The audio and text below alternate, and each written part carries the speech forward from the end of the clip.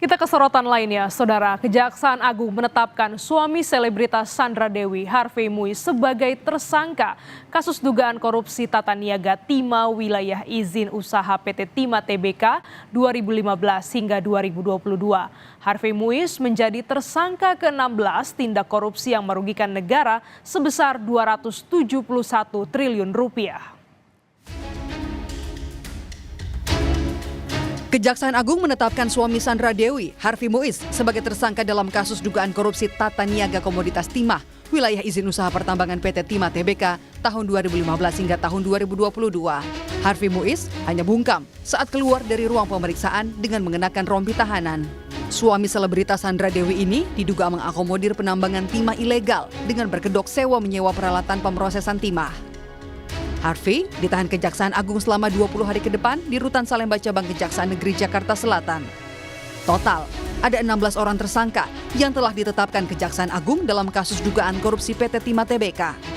Kasus posisi dalam perkara ini bahwa sekira tahun 2018 sampai dengan 2019, saudara tersangka HM ini menghubungi Direktur Utama PT Timah, yaitu saudara MRPT atau saudara RS alias saudara RS dalam rangka untuk mengakomodir kegiatan pertambangan liar di wilayah IUP PT Timah. Setelah dilakukan beberapa kali pertemuan, akhirnya disepakati bahwa kegiatan akomodir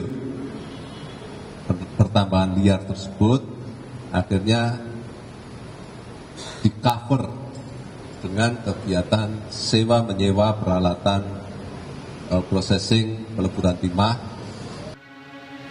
Sebelumnya, Kejaksaan Agung juga menetapkan Crazy Rich Pantai Indah Kapuk Helena Lim sebagai tersangka kasus dugaan korupsi tata niaga komoditas timah wilayah izin usaha pertambangan PT Timah Tbk tahun 2015 hingga 2022.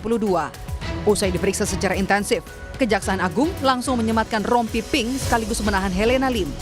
Menurut Kejaksaan Agung, Helena selaku manajer PT Quantum Skyline Exchange diduga telah memberikan bantuan mengelola hasil tindak pidana kerjasama penyewaan peralatan proses peleburan timah. Helena kini dijerat dengan Undang-Undang Tindak Pidana Korupsi. Sementara diduga kerugian negara dalam kasus ini mencapai 271 triliun rupiah.